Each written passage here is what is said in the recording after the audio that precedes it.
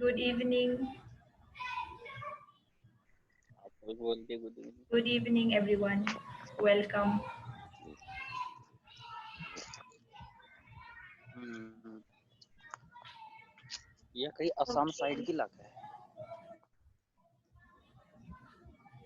है ना? So yeah, Sunita is saying fishes of all types. Sonia says paratha and butter chicken. Sonali says nariyal pani. Great one. Yeah, for me also it would be rice, I think, because no matter how much good food I try all the time, I never feel satisfied without having rice. So yeah, for me also it would definitely be rice. Okay, Sunita is gonna eat bhat, dali, aloo chokka, potal, aloo bhaja. Okay, that's lots. Prasanjit is saying omelette. Okay. Mini says Cantonese chicken rice. Wow, nice. For Chitra also rice as well. All right. I think we can start. Thank you everyone for making it so interactive already. So without any further delay, let's kickstart today's masterclass. So welcome everyone once again. I'm very excited to see you all. Um, so my name is Lyman Brahma and I work in the capacity building team of Quest Alliance. Last week we could not have the masterclass due to some other program clashing at 4 p.m. But I would like to tell you that next week is scheduled as per plan. So I look forward to seeing you all again. So yeah, moving ahead with today's session. Um, yeah, this masterclass is organized by Trainer Tribe, an online learning community of Quest. So in case you want to share about this masterclass in your social media handles, if you want to share experiences, please do not forget to use hashtag Trainer Tribe, this being our official hashtag. Um, as you may be aware by now that you have been muted, so please keep yourself mute throughout the entire duration so that we can have uh, engaging session throughout without any background disturbances. But the chat box is always open. Feel free to use it all the time. Make it as chatty as possible. Keep all your thoughts, opinions, questions. Make sure that it is buzzing throughout. We can address your questions toward the end of the session. Yeah. So I see familiar names, and I'm very happy to see you all every Friday masterclass. But those of you who are joining us for the first time, Quest Alliance is non-profit organization. We work towards transforming school-to-work ecosystems through self-learning. And also we equip young people with 21st century skills. We transform learning ecosystems through educational technology, capacity building, and collaboration. And so far, we have reached around 4,000 educators trained across 50 plus organizations, having impacted about 330 training centers with 45 partners in 22 states across India and 7 state government partnerships. So, yeah, I would like to take a moment to thank all our donors and partners for their continuous support and also for actually spreading the word and getting you folks around here. Yeah. So moving ahead with today's session, the most exciting part, as always, we have Chitra Chandrashekhar with us. She is a visual storyteller as well as founder of Mographies. She has worked extensively in this framework, and we are very excited and happy to have her today. So Chitra, thank you very much for agreeing to engage this masterclass and also for choosing to spend your Friday evening with all of us here. So yes, we are very excited and eagerly looking forward. So yeah, over to you. I will stop sharing my screen here so that you can present yours.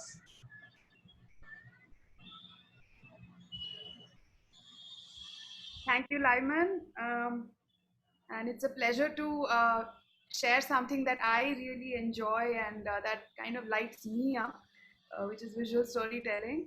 And the way I kind of would love to share it with you as something. I wouldn't say it's like a master sharing something about their craft, but it's a road to mastery, and I'm just sharing what excites me about visual storytelling, and I hope more people join on this trip with me. So let me quickly share my screen now.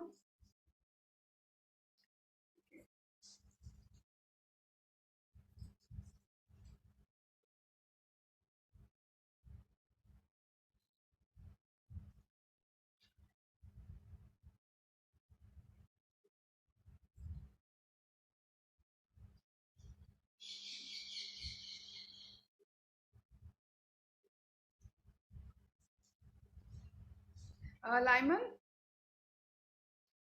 Yes, Chitra. Should I share? does it say, I can't find the screen sharing version, but it says everything else. Like, so I'm kind of wondering. Okay, so in between there is one near the reactions button, right? There is one screen share option. You can click there. Okay. Yeah, but I think the screen option is absent in the menu. Okay, should I share it for you? I can do it. Just, is it working? Yes, yes, it is. We can see.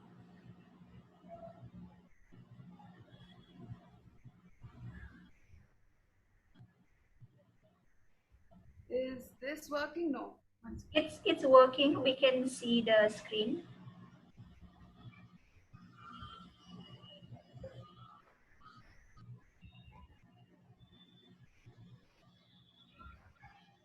I think it's gone.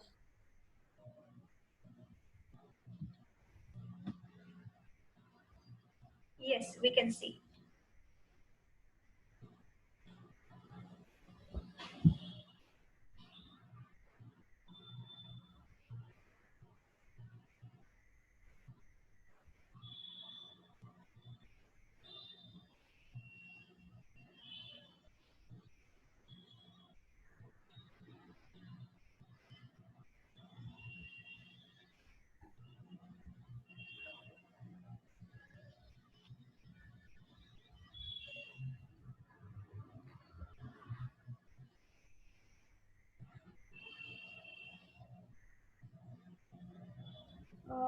I just like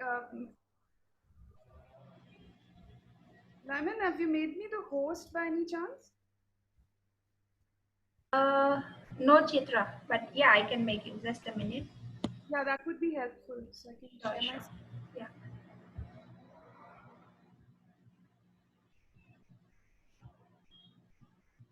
Thanks.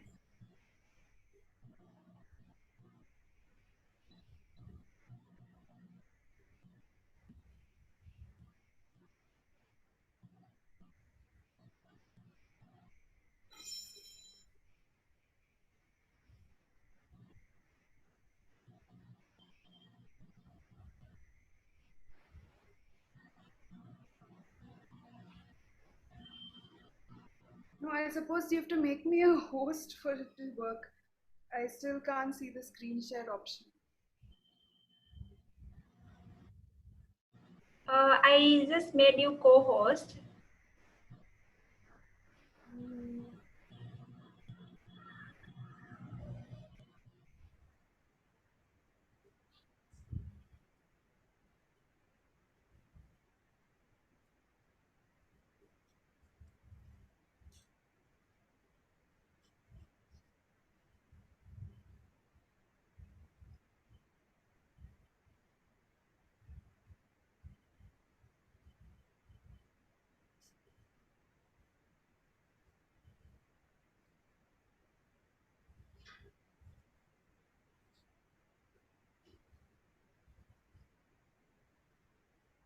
yeah, but there's something wrong with this. It's not working.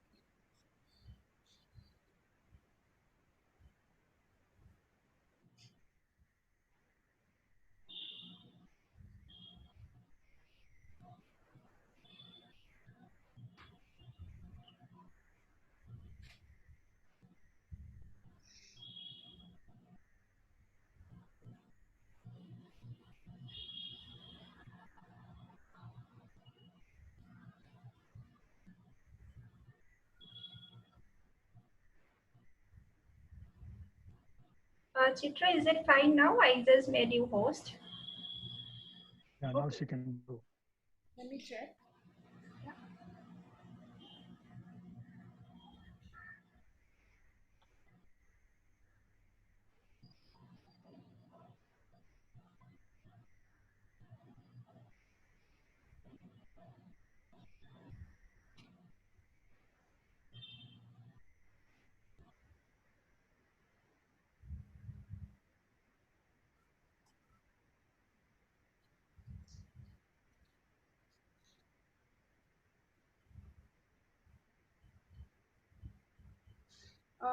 Sorry.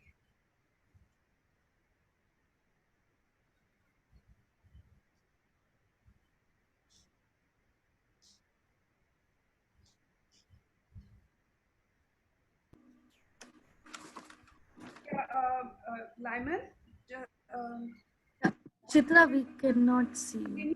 can you make the other ID my host, as in the other one for which I'm going to be presenting? Just a minute. Lyman, from the back end, there is Chitra at the rate or was this? Can you make that ID the co-host? Not a co-host, but a host, because I need to share a screen. Chitra, the one that I have shared with you, right? From that ID, you will have to make host now because I am already co-host now. So you will have to do it from that ID. Okay, Chitra, you are I'll the do host. that. Just go to the other ID and make it a host, co-host. Yeah.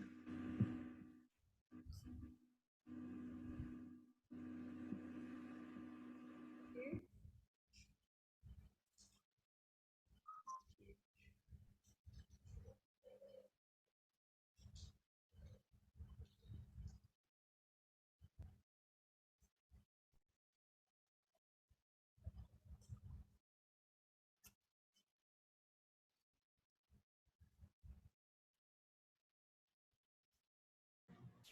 Okay, I think meanwhile you guys can continue sharing.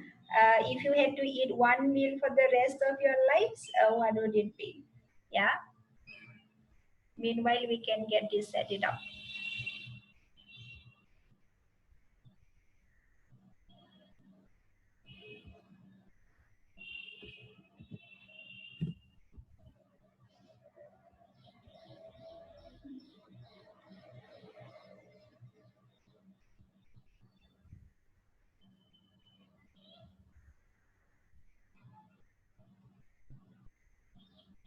Okay, just share. If you had to eat one meal every day for the rest of your life, what would it be?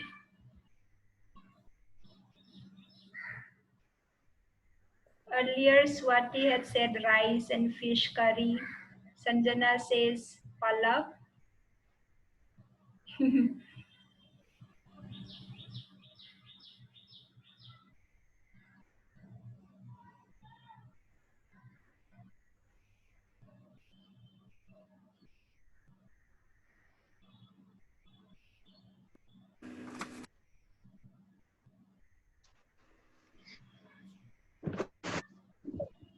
This is what online learning and teaching, like basically, is these days. Yes.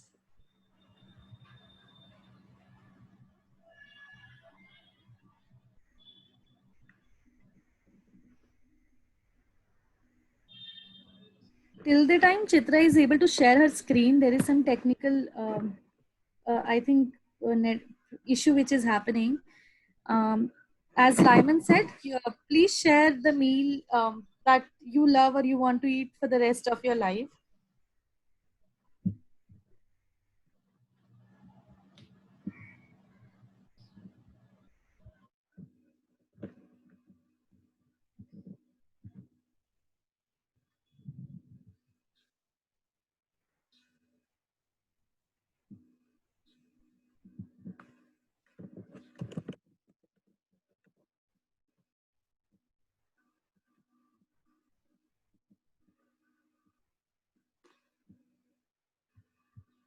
Lyman, I think you need to go to the settings in Zoom and then make her co-host. I believe. I think we'll have to go to the Zoom settings and make Uh, Chitra the co-host.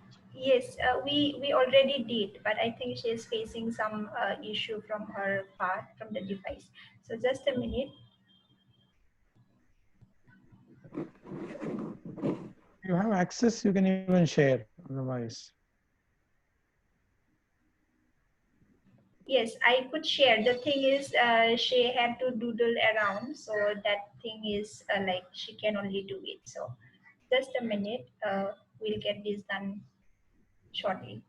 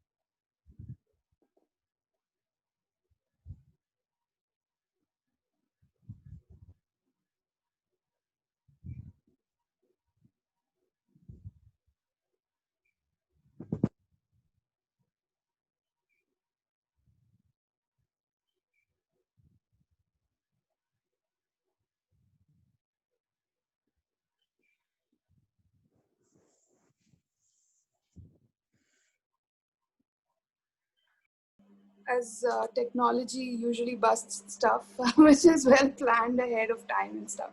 So, Chitra, you can have a glass of water. You thank can have a you. glass of water and then start. Thank Okay. you.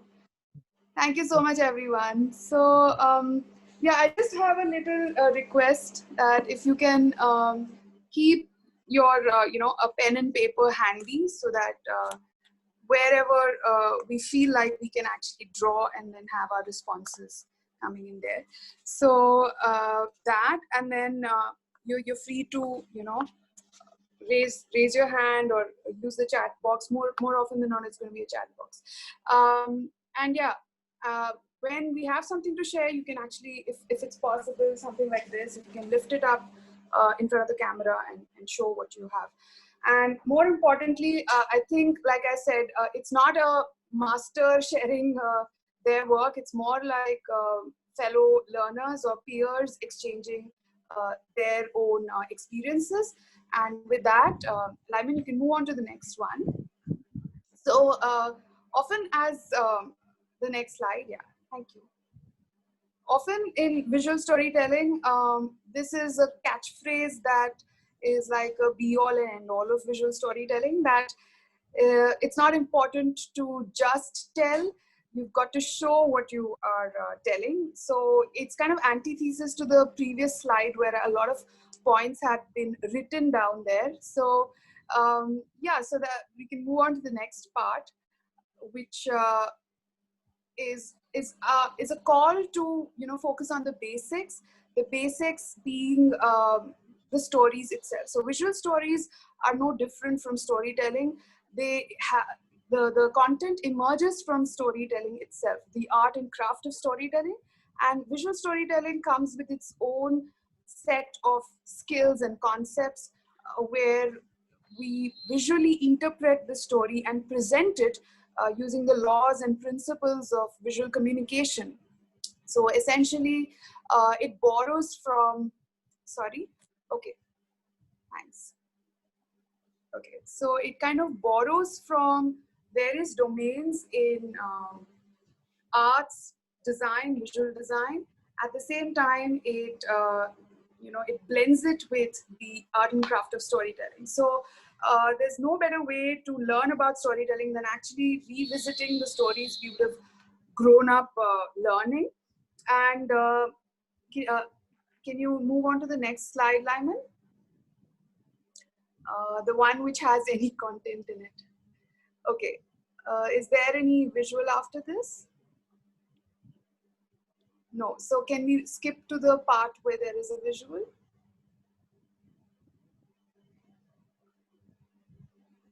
The next slide where the slide will have visuals in it. Yeah, this one. So visual storytelling is about conveying the story through the visual itself being expressive enough that one doesn't need words. Just seeing it is enough for the story to be conveyed. What you see on the screen is an assignment or a little story-based activity, which is open to all of you here, where you can see that it's a 7-frame story, and it's a very old, beloved Chatur Kak story. But here we have a lot of freedom and creative imagination needed to fill in the gaps. So between the first frame and the third frame and the fifth frame, there are gaps, and you have full freedom to complete the story in your own way, which means I think in doing this activity, you will probably experience a little bit of what it means or what it feels like to make a visual story.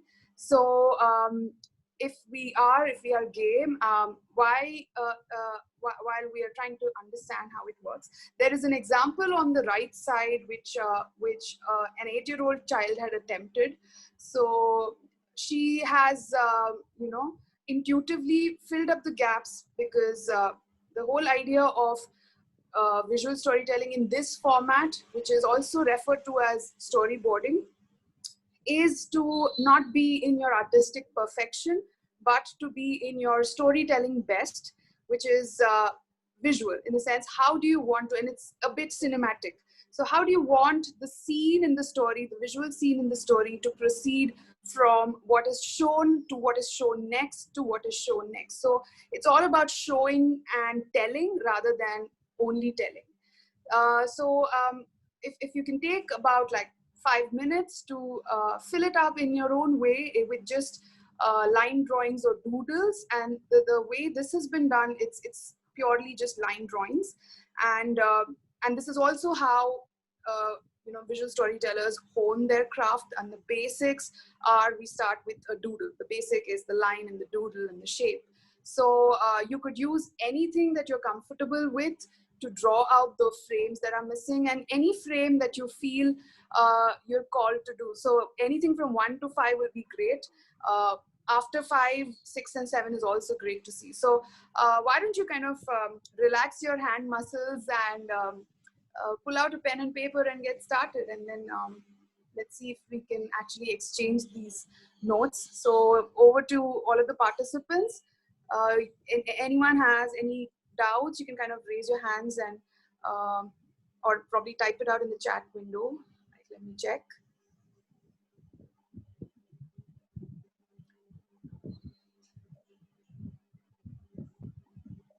Okay, so is everyone clear?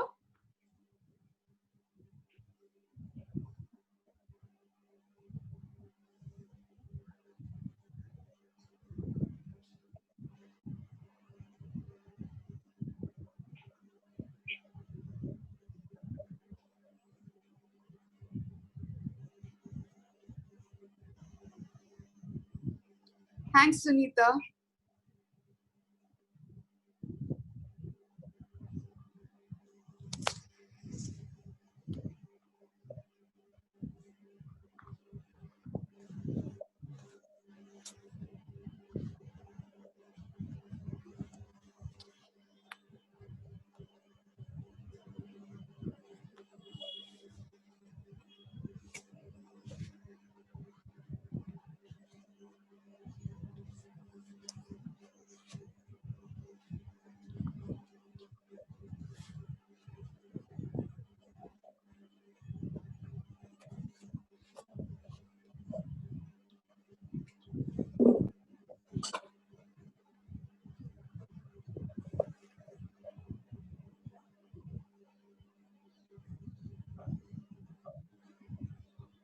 Thank you, Avni.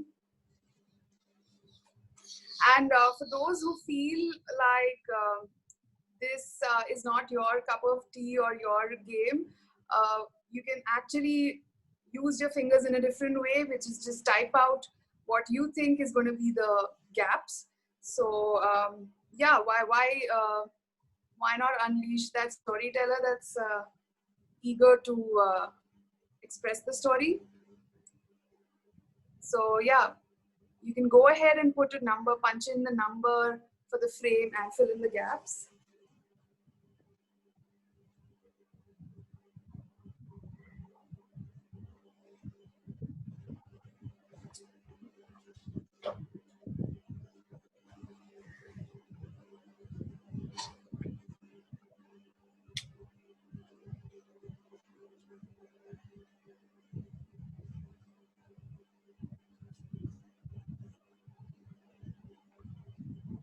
Thank you, Vaishali.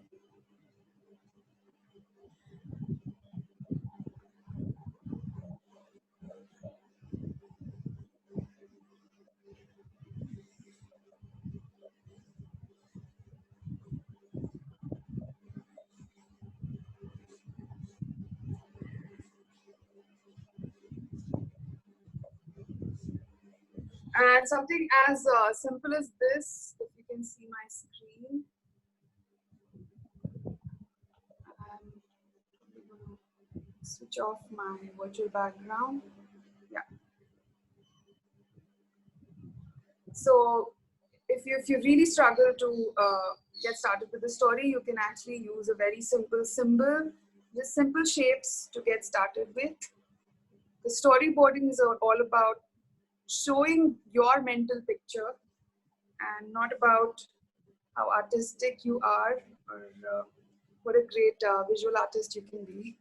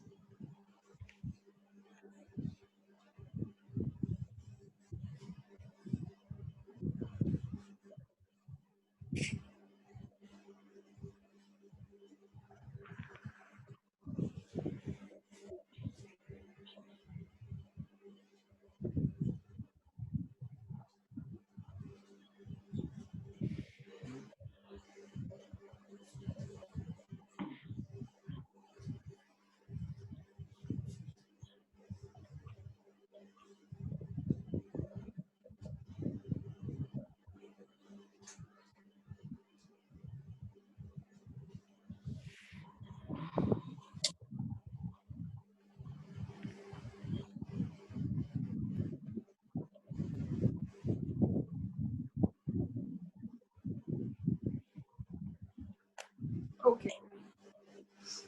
Okay, so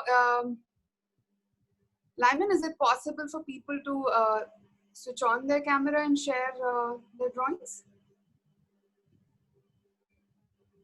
Yes, We can yes, share they if you're can. comfortable. Yeah.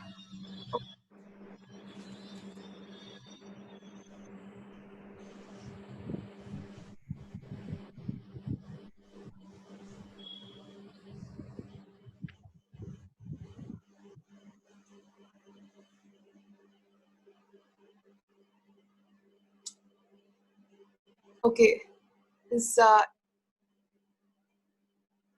has anyone shared? Because I don't think I can see anyone else's.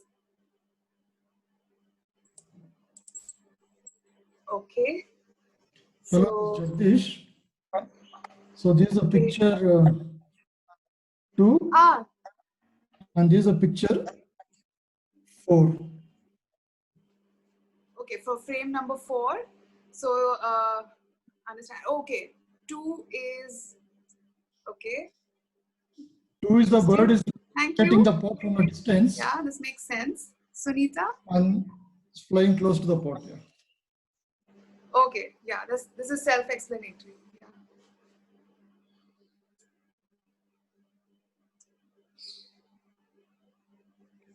Sorry, is it visible? No, can you lift it up a little more in front of the camera? Yes, it is. Okay, yeah, now it is. So, all right. Kind of. So there. I was in a hurry, could not draw all the frames. Okay, okay. It kind of gives the picture that they. What's the last one? Last one is the crow.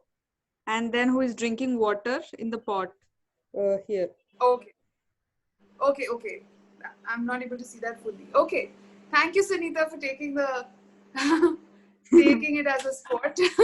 It's fun to see these things emerge in like quick 2 to 5 minute exercises. Okay. So moving on, Lyman, you can share this slides again. So as we saw with Jagdish and Sunita's example, a lot of times we need minimum to no text for the image to really appear to be self-explanatory.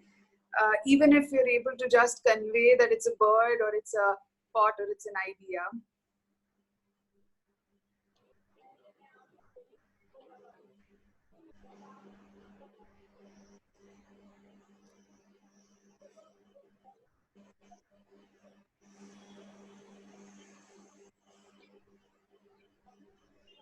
Okay.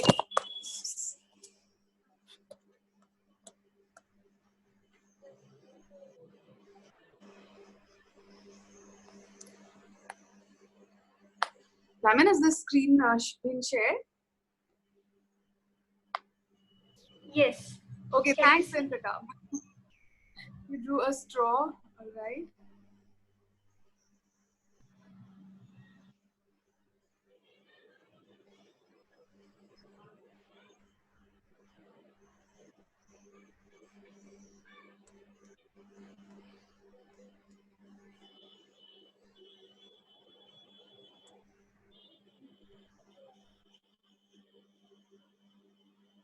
Okay.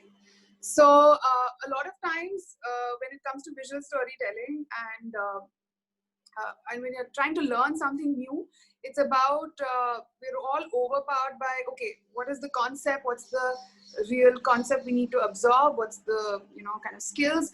And in case of visual storytelling, the concept is it like I said, it ranges from visual arts or visual design principles of visual communication, along with many other things, communication design itself, and your own visual arts skills of drawing, and also being able to articulate thoughts in a visual manner to be able to communicate it, and also the whole idea of ideating. And there are a whole bunch of things there. It's like a big cauldron of biryani there.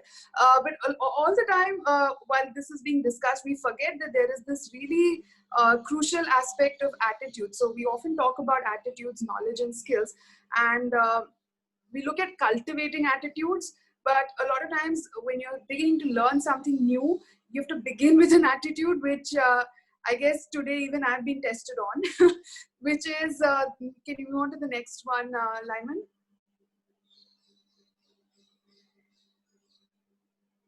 So this is something I guess I will take back as a learning today. Well, I've been trying to, also share as a learning, which is when we say that we can't do it, we obviously cannot, no matter how much someone is trying hard. So when we tell ourselves that yes, it can be done, or we do the most that is possible, and we also accept that it's okay to fail, and start with a sporting attitude, I think that's a good place to start. So orienting ourselves into thinking that visual storytelling doesn't need to be all about drawing, at least not anymore. We live in the 21st century.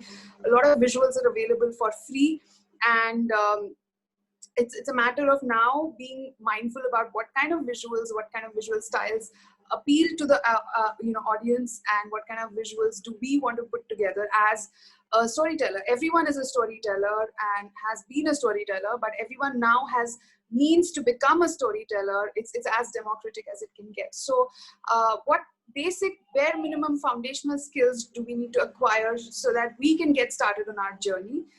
You can go on to the next slide, Lyman. So, okay, what this drawing, and I'm glad this drawing is here, says that a lot of times, like this happened to me right now, which is we say that we want to, we tell ourselves, yes, I can do anything. And then when the thing comes, when the point of action comes, you feel so overburdened with an unopened bag of I don't know what not.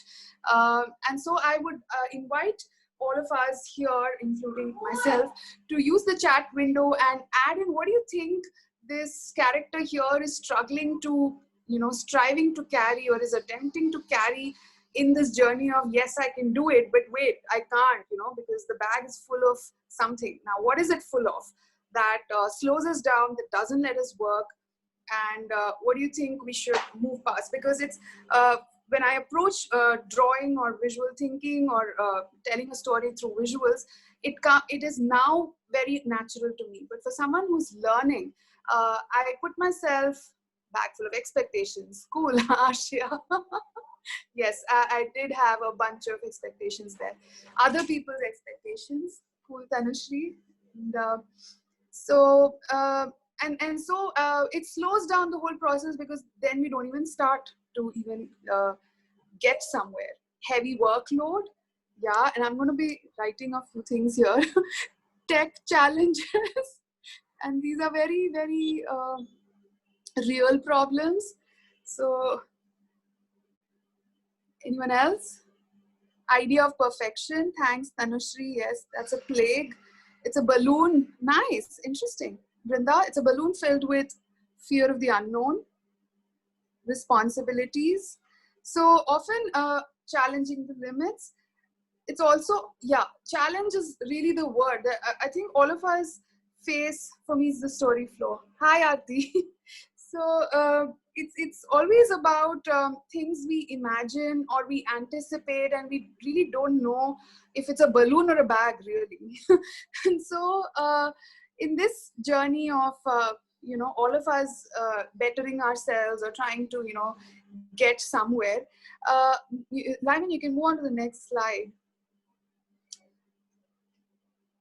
If it works, yeah. So understanding that we need to have an attitude that lets us move forward, in the sense, accept at some point that, hey, the first step can be a small one. It doesn't have to carry the entire baggage or burden we've been carrying along with us. Try to lift balloons, okay? Try to lift the balloon, yeah. So oftentimes we perceive the balloon to be a bag full of heavy rocks, and these things weigh us down. And when we come in with the right attitude and in the right frame of mind, that now I'm ready to, take up these challenges one little step at a time. Here is like what happened today. So I think Lyman did a great role of coaching me into, we'll just start with whatever we have. And that has been a personal learning. And all of these are experiences I will carry, and these become a story all of us share. And I think I've been a live case study for all of us here. So now that we have the right attitude, looking at the concepts, like I said, the concepts are numerous, and it'll defeat the purpose of this whole session to, lecture you guys on the various concepts. But when I was thinking about the real core skills, concepts and skills are related because one feeds into the other. Sometimes you start with the skill and you learn a concept. Sometimes you learn a concept and then you acquire a certain skill. But within visual storytelling, if I had to zero in on top 3 skills that one needs to acquire or focus on, would be a combination of both linear thinking and non-linear thinking. What I mean by that is, in the story of the crow, where we had a one-page storyboard, although it seemed like non-linear, like you could see all the images happening at the same time, it was a very linear way of conveying a story, because it moves one frame at a time. And so that one frame, the sequential thinking, it's also known as a sequential storytelling, is what gets the story going. So as a storyteller, you need to be very clear about the meaningful sequence you're going to create. The other thing is the non-linear part, which is, why should I assume that the second frame should be the same that I've heard as a story about the intelligent crow? Why can the second frame not be about an arbid, crow flying off towards the desert? So non-linear thinking is all about clicking on your imagination and thinking about the most random thing on earth that is unpredictable, is is unprecedented. Like you wouldn't have thought about it as a logical sequence. So how can you bridge that into a logical sequence? So building that element of surprise and mystery. So those are things that are elements that stem from nonlinear thinking. There are activities on lateral thinking and map making, and those are ways in which you can hone a skill. So storyboarding, map making, all of these are visible outcomes of that skill. The second most important skill is, like I said, the craft of storytelling itself. And these are skills that are very slow. They take ages till you master something. And like I said, I'm still there. I'm getting there. I don't know. There is no there. It's a road with a horizon of sunshine at the end of the road, which says mastery. But it's going to be an ongoing process as long as we take our last breath. The third part is probably something that's more easier to acquire and realistic, which is something I have been always wondering how we've missed over the period of time in training ourselves to be very, writing-based thinkers. In the sense, we are trained to write things properly, that we forget a lot of communication in the 21st century is happening through the visual medium. And so there are, a basic graphical media literacy is a huge gap that arises here, because wherever you go, people want a poster, people want a video, people want a cartoon or a meme, and these are all things that require, okay, now where do I start? So what is the basic tool or technology for me to even get started on these things? So I think yeah. So Lyman, you can move on to the next slide. So when I was thinking about graphical media literacy, what I also want to expand on is this traditional way of creating graphic media, which is the analog way, which is something we started with today, is just the simple tools of pen and paper, or any mark making tool with which you can make a texture, a dot, a line, a shape.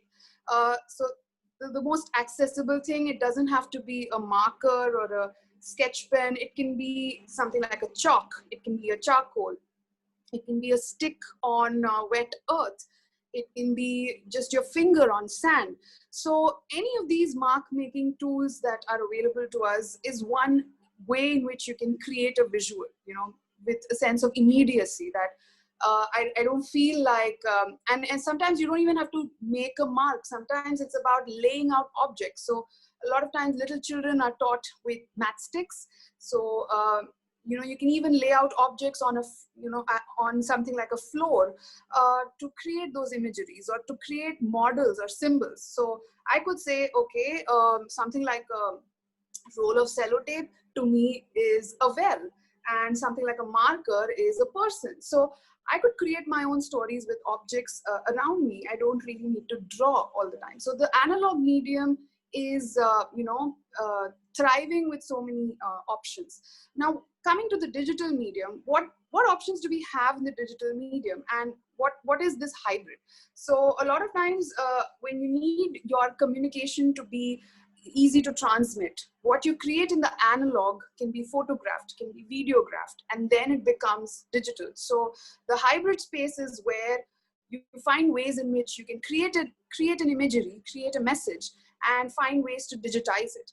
And if you need to perfect that digital communication, you still need technology and tools there. So really there's, one often says, in the purest way, one would say, let's start with the analog, then we'll move to the digital, and then you're a master of the tools, and so you can create your own hybrid. But really, when you're learning something as an amateur, as a beginner, there is no start here. You can actually start there. You can start at the digital. You can start at the hybrid. So talking about the focus area for today, which is digital, you can, and the general principles up there is really the, yeah, great, Sunita. I know, I think it's become that way for many of us. I think we're already savvy with a lot of free apps and tools like that. So the general principles, what I'm talking about is the principles that govern visual arts or visual design or visual communication, which is They are just a bunch of rules that help you, craft a very safe and sane message. For example, some of those rules have helped me make just this slide. And on the basis of this very slide, you can see there is a certain format. There's a yellow band on the right. There's a brown wavy band on the left, and in the center you have the very communication I'm trying to make, and a little logo on the side. So why did I place it in a way that you see it is in? Why is the logo so tiny? Why is this image in the center so big? So these are all the general principles about hierarchy, about focus, about color and things like that. So those are things you can acquire by way of learning about these concepts of design and arts, and I'll share some resources there. Lyman, we can move on to the next one.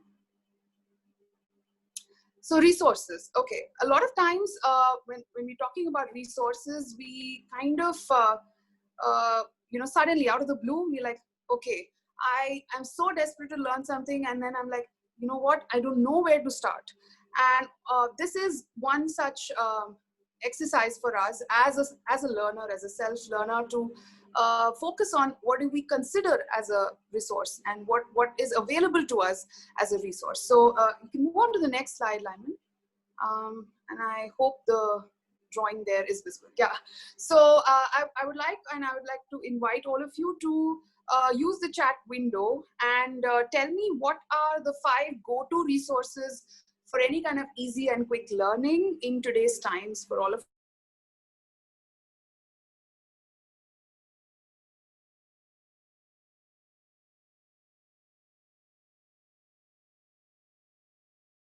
yeah, exactly. Yeah, Tanushree, I totally believe in that. Yeah, the Noun Project is a cool, that's a cool resource. Thank you, Thiruman. Okay. Hey, that's a cool one. I'm going to check out on Domestika. Stock photos, yeah. Okay. So we have Skillshare, yeah. That's a really good platform. So we have a bunch of things, and so the idea is not to say that, hey, there's stuff that is already available, and so we don't need this masterclass. But this is also another point for me to look at when we say YouTube or when we say Google search. And this is something I'm seeing a lot of new generation, what they're called as digital natives or millennials, actually stumbling. And for us, it's for us who have seen the digital evolution of technology, we've kind of found our way around, okay, what are the go-to places? But for someone who's born with an iPad in their hand or born with a mobile phone in their hand, when you say YouTube, they're actually vulnerable, and they're prone to, facing a lot of, literally a lot of digital junk also. So when we say we have these platforms, what specifically we're missing out on is, on this vast ocean, in this vast ocean of YouTube, what are the specific islands that we go to really tap into the real knowledge available in this? And what kind of keywords should we be looking for? And those are things which probably these are never discussed, or these are never shared openly. And the moment one says visual storytelling, boom, so how do you break it down? And it's really tough. The moment I did my Google search, I was astounded, because I never thought about marketing, because I'm someone who doesn't really do that a lot, and it's also a lot of hollow talking. So I was like, okay, you know what? I never looked at visual storytelling as only for advertising or marketing, although it has always been that. But for me, visual storytelling is more about communication of your emotions. So what kind of things should I look out for? And my exposure to visual storytelling, the way I was professionally trained through my master's course in visual communication, where storytelling was a small component. For us, the references came from books. For us, references came from films, graphic novels, and studying some of these examples. So I'm going to share a few resources that are, Lyman, you can move on to the next. And I would urge you all to kind of, and these some of these are also screenshots from my own applications that I use, and I'll quickly run through all of these. But in terms of, and this is a mix of the content and the specific digital tools that will help you get started in crafting your own messages the way you craft it with a pen and a paper. So first, let me start with the content bit. So we already have platforms like the Khan Academy. The most popular one that is recommended for anyone who's interested in storytelling is the Pixar in a Box, which is well popularized, well advertised. Okay, and okay, so I'm really sorry for the glitch, and somebody just Yogita just left us. So yeah, DSource is a resource base created by professors and learners and tutors from various design schools under the Ministry of HRD, the ex-Ministry of HRD, where you can find a whole bunch of tools around design. That's why it's called DSource. But there's a small chunk on visual communication, animation, storytelling, under specific departments in IIT Bombay, NID, IIT Kanpur, I think also NID Bangalore. So that's a huge resource that you can browse online, on YouTube, on web media, and also you can download it as an app. And it's a huge savior for anyone who thinks they are on the ground zero, like, have no clue about what any of this thing means. The other thing is, like I said, any kind of a random Google search. But when you look for a Google search, I would say, look for these keywords about comic makers or storyboard makers, or things where visual stories can be created by students. And what you see on the right, the e-learning industry, is something that showed up. So look for applications and online tools where you can make your own stories. The other example I want to share is about storyweaver.org. Storyweaver.org is also where you will find a lot of resources about existing books, and also random flashcards and pictures that you can use in your classroom and help students weave their own stories. And this is also, as much as it's a learning resource for young children, it's easily applicable to any of us as adult learners also, because the real tool here is to cultivate or nurture our imagination and the non-linear or lateral thinking bit while we are reading a story. At the same time, we're also getting ourselves sensitized to what the language of visuals are, what it means for the visual to move in continuity. So in the crow example, if there hadn't been a continuity between the frames, it would have been very easy to say that, oh, these pictures are unrelated. So what makes a sequential visual story a story? Because there has to be some link or continuity. Khan Academy Kids. Now, this is an example of how visual stories applied, not very literally, but you can see these little characters on the footer of that screen: the elephant, the fox, the jackal, and the bear and the bird. Now these are what we call as mascots or personae, or characters which children or kids can affiliate with or see themselves as their knowledge partners or visual knowledge partners. And it also helps crafting the learning activity around these little characters. So it's really worth downloading it once and understanding how the visual story elements have been used here.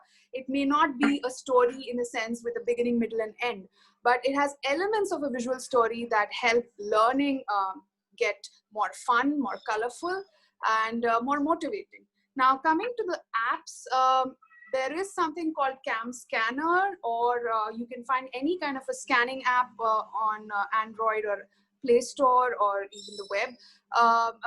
But yeah, even in your camera, it could be a built-in app, so that any of your normal drawings can be just scanned, and then you convert it into a black and white image, or you want to correct it, or adjust the contrast, and you can do it with just a regular image. But a scanning app helps you convert it into a PDF or a JPEG or something that you can immediately, instantly share as a digital file, and probably also adjust its resolution and file size. So those are things that you can use. In terms of media creation apps, you have drawing apps, a bunch of drawing apps that you can download from the free resource, one of which is Sketchbook by Autodesk. These are all digital tools. I'm talking about all digital applications here. What Sketchbook does is, number one, it's free. So if you have a touchscreen based Windows notebook, you can literally use your finger and also doodle on your screen. That's one thing you can do. There are Adobe apps, Adobe Sketch, Adobe Draw, Adobe Fresco. Then there is a paid app called Procreate, which a lot of us use in the professional space. There's Concepts. There's Tasui Sketches. So what these apps are, what they have in common is you'll have a bunch of tools and brushes, pretty much like the analog tools. You'll have pens, markers, brushes, different kinds of textures of paper and things like that. So you can emulate what you do in by hand into the digital space. Video maker. So InShot is something that I very often use. And there's something like an intro maker that I downloaded. But yeah, so these are, and I often do this in the digital medium space, which there's any new app on the blog. I think many of us do this. We just check it out. We check out what the features are. And if it suits us, then that's what we do. So a lot of hands-on stuff that happens, a lot of jugaad, a lot of experimentation, trial and error.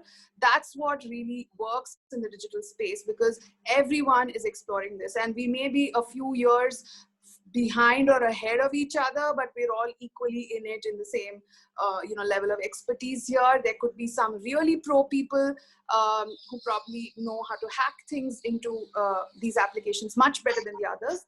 But I think most often people end up using Canva, but also PowerPoint, and something as basic as PowerPoint or Jamboard, which is also a Google application, can be used for creating very simple visuals. They need, like I said, they will be as simple as a storyboard or as simple as a shape and a symbol.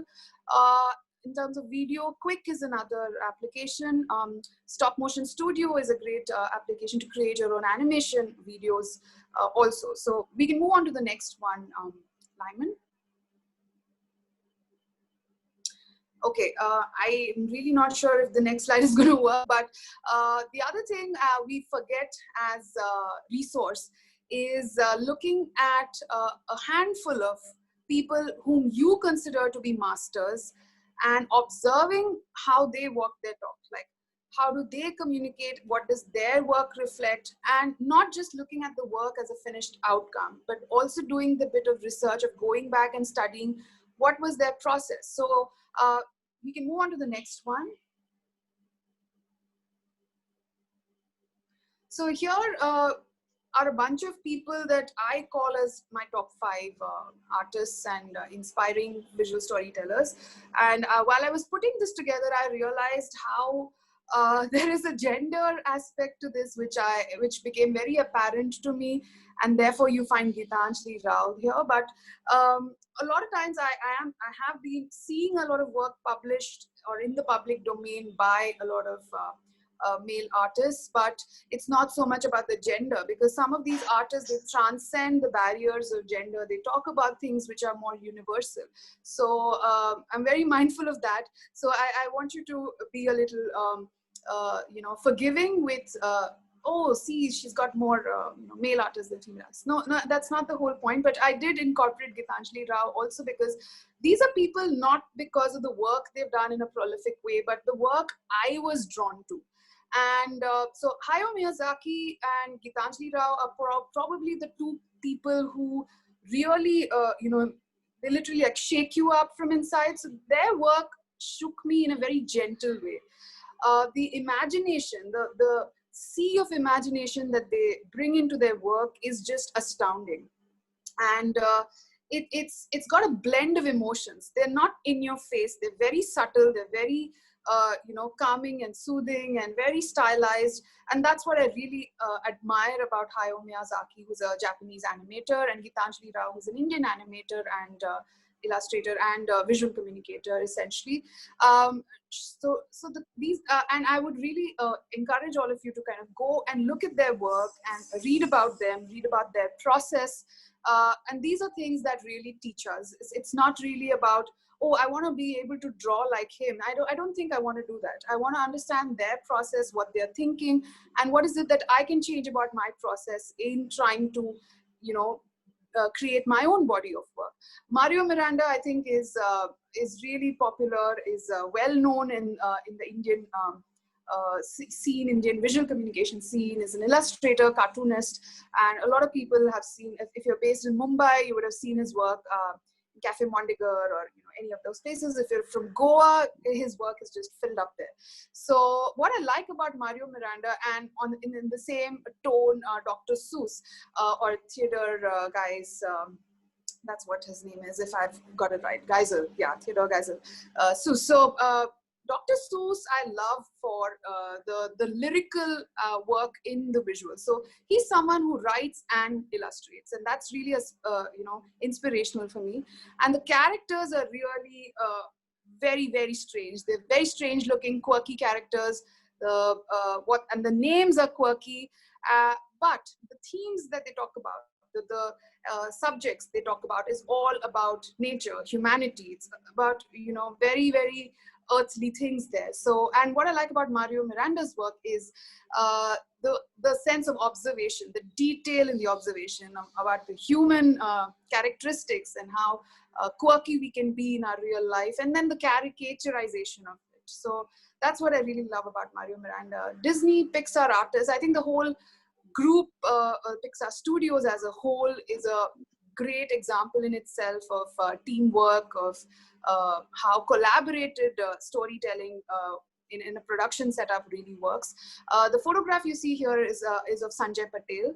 And why I mentioned Sanjay Patel is also because he has published his own books on Ramayana and a couple of other mythologies, and also made his own short film, short animation film, and been a part of a lot of Pixar feature-length films also. So his work is something that really drew me, and I learned about his process.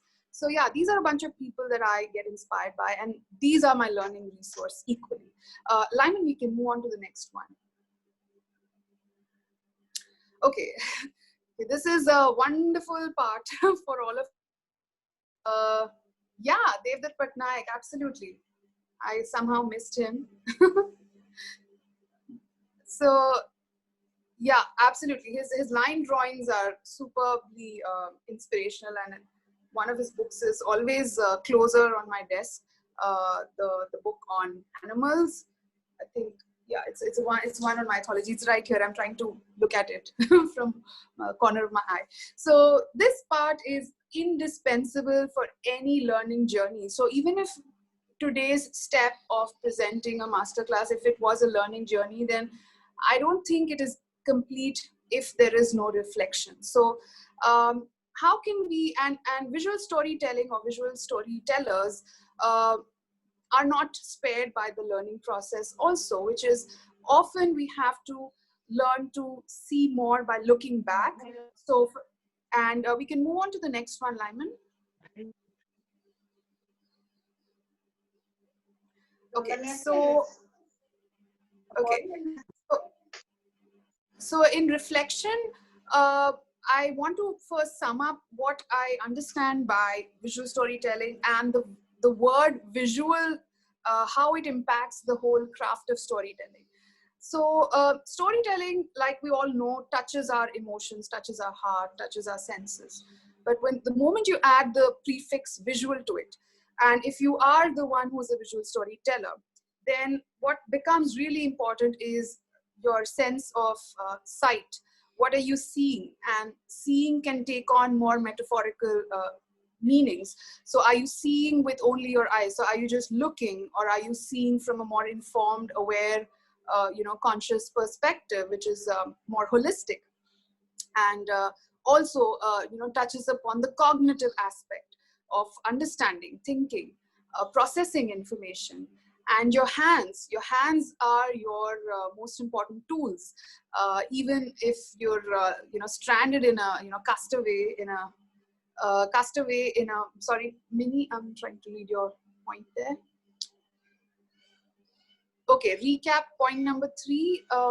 Lyman, can you just go back a bit?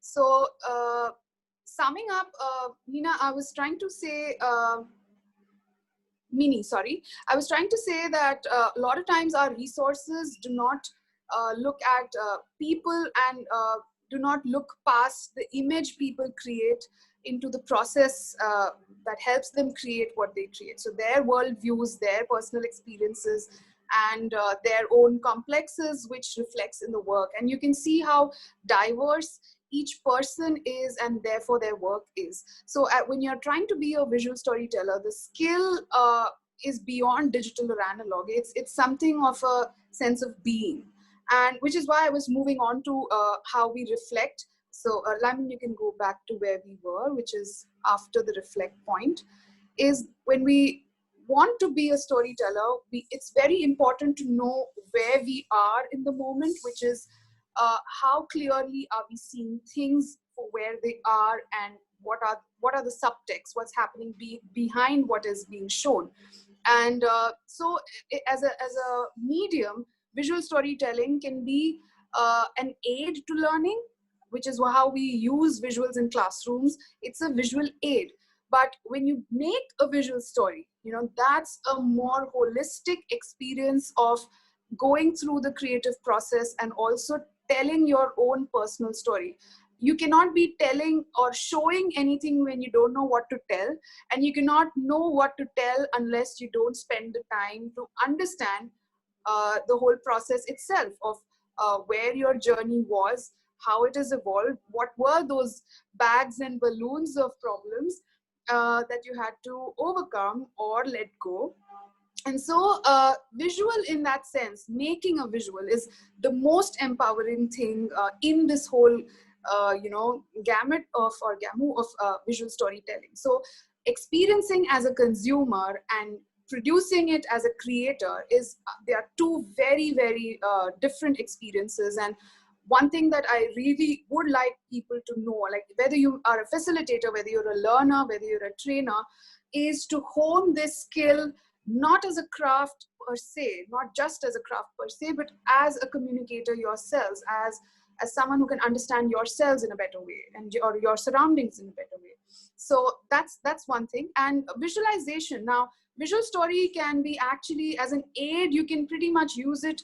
It doesn't matter which subject. It can be used in any subject on earth. Like it can be used with mathematics, business, language, science, law, technology, engineering, you name it.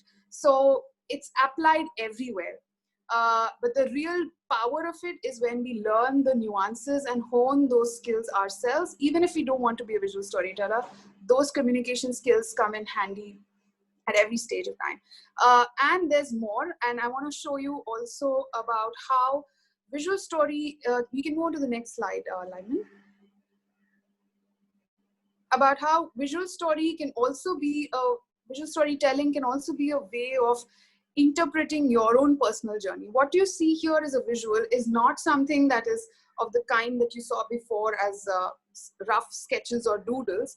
This is still something that was that had more time, that I could sit with more time at hand, but it is very much a digital, it's made on a digital medium, Autodesk sketchbook. And what this tries to convey is a self-learning journey summed up as a story, where in self-learning, what I was reflecting is that I am my own tutor, I am my own student, and the resources around me are my peers, are the tools I have, are the opportunity of giving myself the time to learn, all of that.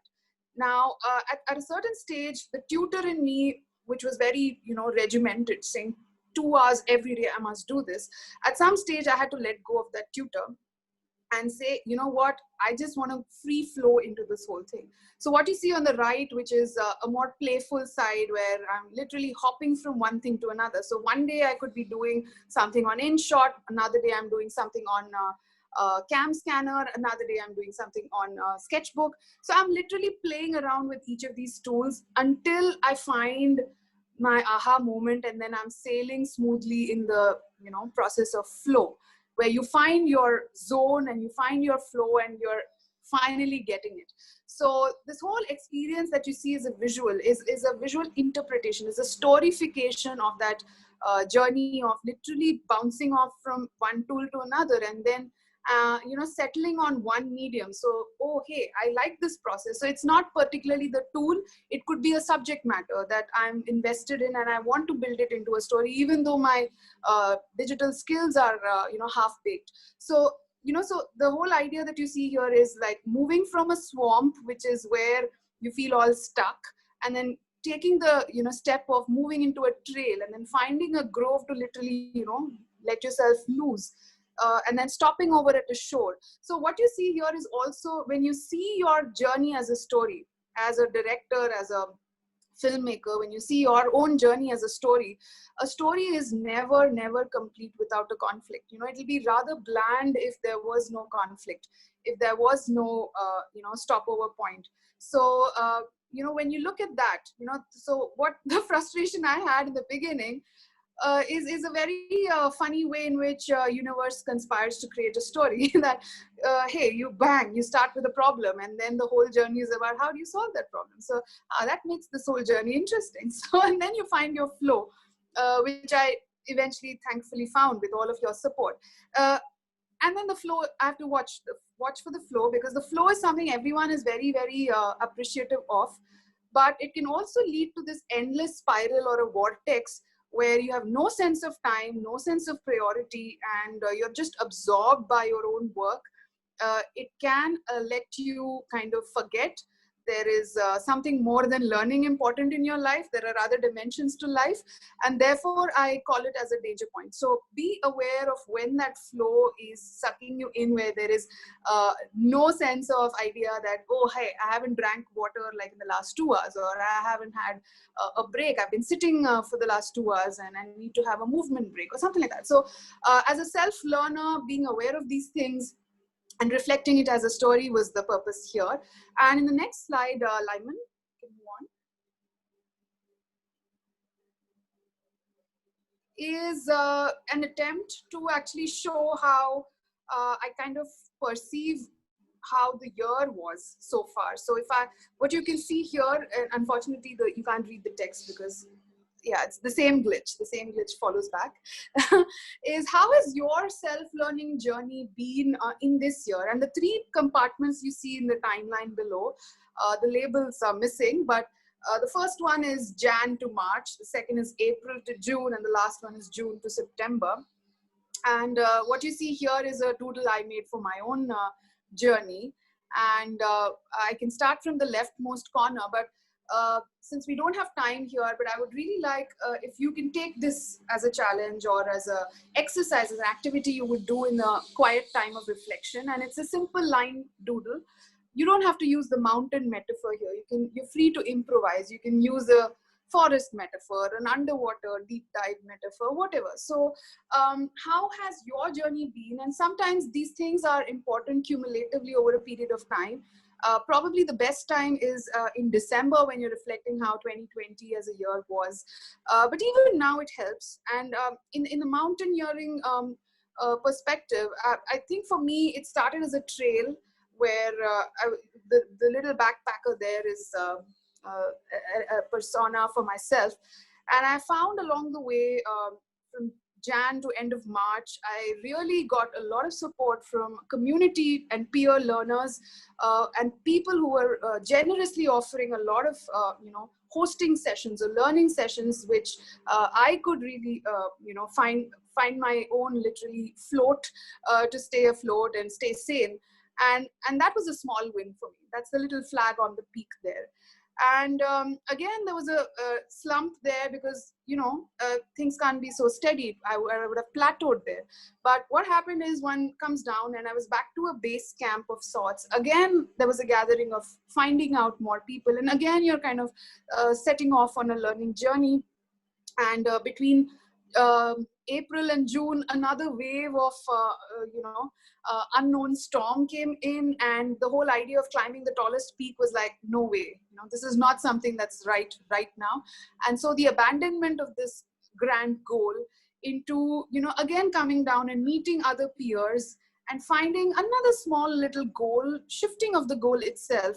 So right now where I am in September, I have a different sense of what a goal is, what success means, and where the importance of peer lies in this online space or virtual space, which is going to be with us for a while now.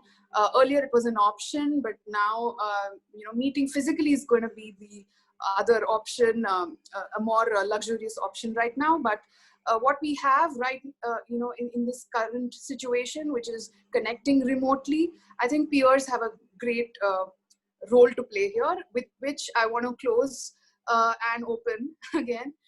Lyman, you can move on to the last bit. So while I'm opening things out to questions and answers, this is another old template I had created. This is not something I made today, but this always comes back to me as a reminder that when I'm learning something new, this is, I don't know if this can be called as a visual story per se, but it can be converted into a visual story as a template. So what is it that we have learned, or I have learned also today, which is instantly usable? What is it that I need to, really practice harder, because it is something that's going to take time. I acknowledge the time it takes to hone a craft. And what is it that is just too challenging, that's beyond me, and that's what is puzzling me, and that's where I really need someone's extra comments or so those are the kind of thought processes I want to leave behind, and any questions hereafter would be wonderful to answer.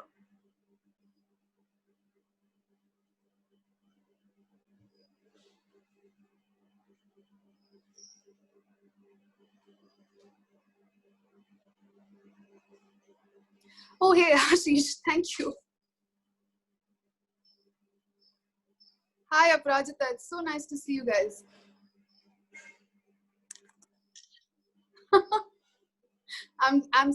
As you can see, you would have heard, I took a screenshot, and I think each activity I do here is also a comment on how you can use digital tools.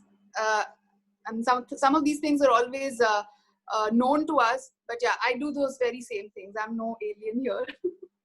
So yeah, screenshots are a great way that you can actually capture learning processes, and I'm seeing even my 8-year-old niece doing that. So I didn't mention it, but yeah. So any questions about things that are superbly challenging, I'd love to help you out there.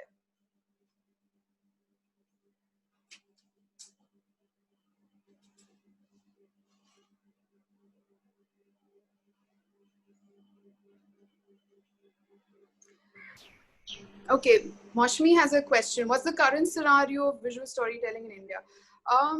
Okay, one of the things is to look at the current scenario as of now. I feel whether it's India or the world, we are seeing more of the democratization happening, in the sense you don't particularly need an expert to make a drawing for you. If you're a learner, if you're a consumer of visual media, and you have your eyes, ears, senses all open, you know where to get your resources from. So this puts a huge challenge on visual storytellers, is what is it that you will offer in a market that is already exploding with visual media and visual tools? And these are questions I'm asking myself right now. And one of the things that does emerge, and this is emergent, is how do you make sense? So sense making has become in India, it is just about getting started, like a snail, and leaving its shell. It's just getting started there. But in the world, it's been around for a while. Sense making through visuals. So that's one. And of course, filmmaking, visual media over internet, all of those things are already happening in the entertainment sector. But in the learning sector, again, yeah, even those are bursting with a lot of tools like that. What I'm really, really eager to see is more people actually taking their own hands to power. And that is going to take a while, but hopefully after this session, I'm going to see more brave people who will at least start the journey of doodling. And yeah. Thank you, Shamam. Can you suggest something on visual note-taking, diagramming, use of different fonts, colors? Is there any course, website, or good book where I can learn the different techniques? Okay, so visual note-taking or sketch noting is the other word for it. Did I miss a question? So Minnie, I'll come back to your question. Intikab, firstly, thank you for joining. I'm hoping you're doing well with whatever you're pursuing right now. So in the space of social design, hopefully. So visual note-taking or diagramming and sketch noting as it's called. Again, I will point you to a lot of open source learning. I would love it if you can join community groups like groups on sketchnoting, which are also there on Twitter. Just look out for Sketchnote Masters. Just Google Sketchnote, that's your keyword, and follow it from there. The use of different fonts, colors, all of these are part of basics of visual communication. So you can also check out DSource and get your basics started from there. But the thing is, a lot of it is about trial and error. So why don't you try out, emulate what you see is happening in the space of note-taking and visual sketches or sketchnoting, and follow these. So follow these things, good books. Okay. Mike Road is the guy who really invented the word sketchnote. So he's the one you need to follow and track down, and he's very, very open, and he's always accessible through Twitter. I don't think he puts on any horns or airs. So that's the fun thing about the internet community. You just have to tap on somebody's shoulder and they'll be more than generous to give you huge sets of learning resources there. So that's one. Before I get to Aparajita, Minnie, steps to ensure that the visual medium does not become a distraction. Okay, Minnie, a lot of times I've faced this question that, can the visual be more of a distraction than something that communicates? And therefore, it's really important as a communication designer that you create a balance between the visual and the content itself. What is it that you're trying to communicate as a message? Do you really need somebody to read a line of text or a bunch of words? In which case, nobody is saying visual storytelling excludes the verbal. Visual storytelling is all encompassing. It includes words and the way you write your words. Like you would have seen a bunch of styles I had chosen to write in. So the mark making is the whole point. So why would one think it's a distraction is when it's actually a distraction, when it's superfluous, when you don't need it. So being a very astute editor of communication medium is really important there. And keep editing, keep self-editing that work till you realize, and this is what we are taught in design, is your space, whether it's a paper space or a digital screen, is the only vessel you have. And just like you wouldn't put a random curry patta in in pasta.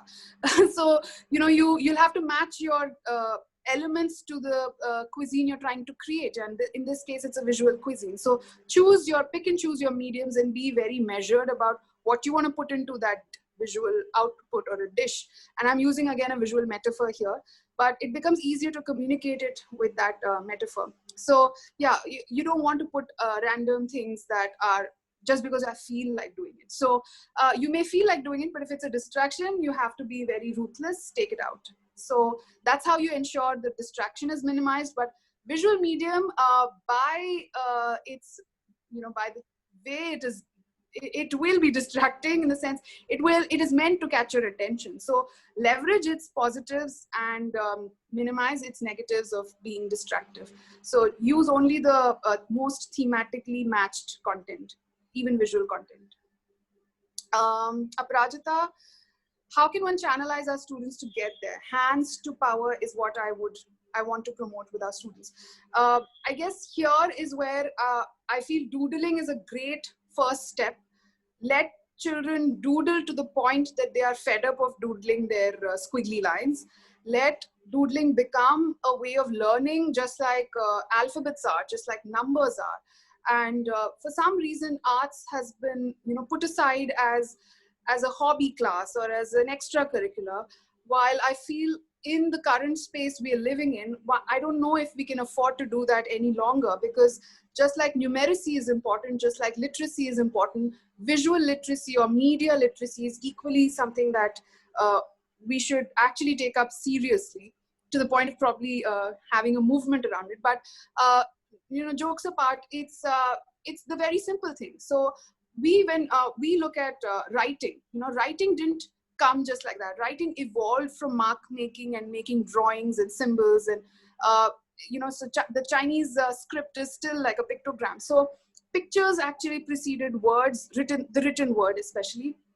And so if we go back to the basics, back to basics is always the axiom whenever we lost. So back to basics, the most basic thing a child can do, even an adult learner can do in the space of drawing, is start with doodling. Just make meaningless strokes till they start carrying a meaning and a weight into it.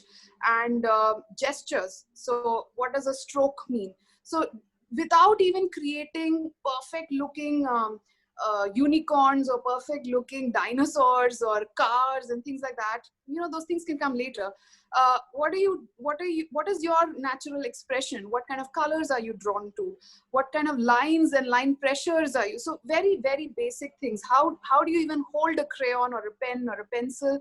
Those are things that you can have activities around, and sensitize children and students to get comfortable with the visual medium. Because it's also communicating, it's also talking about sequence and logic, and there is a math and a geometry and a science and a chemistry and all of that to using visual communication. So I guess starting with the basics, doodling and exhausting the whole capacity of doing everything but visual arts. And then when you are a little proficient there, then you can kind of graduate to what art students are trained to learn. Okay, here's a form, here's a symmetry, here's a proportion. So those things can come later. Question for a person of words: is it good to think of a metaphor and then develop a visual story? So like I said, Brinda, there is no one way to start. It's like a chicken and egg story. So you can start with the egg, or you can start with the chicken. Eventually, it's about synthesizing the whole story together. You may start, your source of inspiration may be a metaphor, it may be a word, it may be another image, but in the process of creating a visual story, the story takes over. Eventually, the story demands that you have a character. The story demands that your character has a certain look and feel that matches its personality. The story demands there is something moving in the story. So it can't be about sitting in one place all the time. It can be about sitting in one place, like the Arabian Nights, and talking about, journeys happening elsewhere. But the journey is important. The movement is important. You can start with a metaphor. You can start with a word. It can be one way or the other, one way or another. I think the sequence is not really important. Yeah, I guess Lyman, have I covered all the questions? Have I missed something? Yes, you did, Chitra. Yeah. So I am launching the poll, Lyman. Sure. Yeah, so thank you very much, Chitra, and for making it such an engaging session. And also thank you everyone for sticking through despite the delay that was caused due to technical glitches. Sorry about that, but thank you for sticking through and for understanding. So we have launched the poll, so please take a moment and let us know what we can do better in the next masterclass. This will help us. And also, also we are on Facebook. Please join us on Trainer Tribe. I'm sure this conversation would go on had it not been the time constraints. Chitra is also with us on Trainer Tribe, so make sure that you reach out to her, and also you can keep this conversation ongoing with Chitra. She is with us on Trainer Tribe. I will post the link of Trainer Tribe as well, so you can click on the link. It will take you directly to the Facebook group.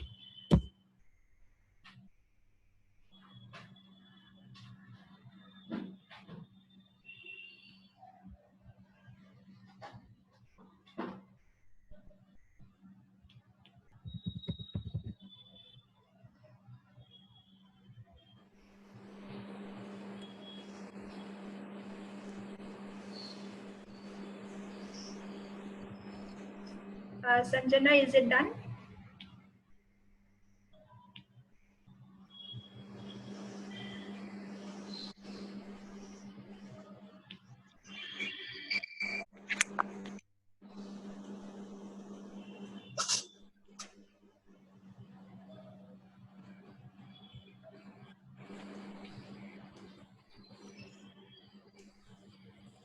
Sanjana, is the poll done?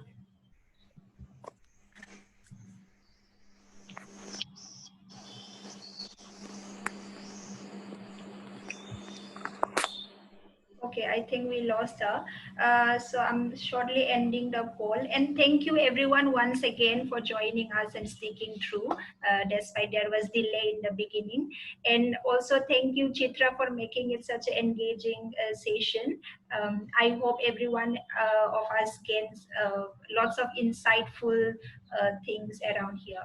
So thank you very much. And I wish you all to have a very great weekend. We will see you again for the next masterclass on Friday. We will end the session shortly.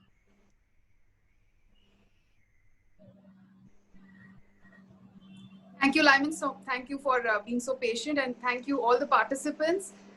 It's been a great learning as a peer with all of you. I wish you the best. Thank you, Chitra. Thank you, everyone. We'll see you again for the next masterclass. Yeah. So I'm ending the session shortly. Okay.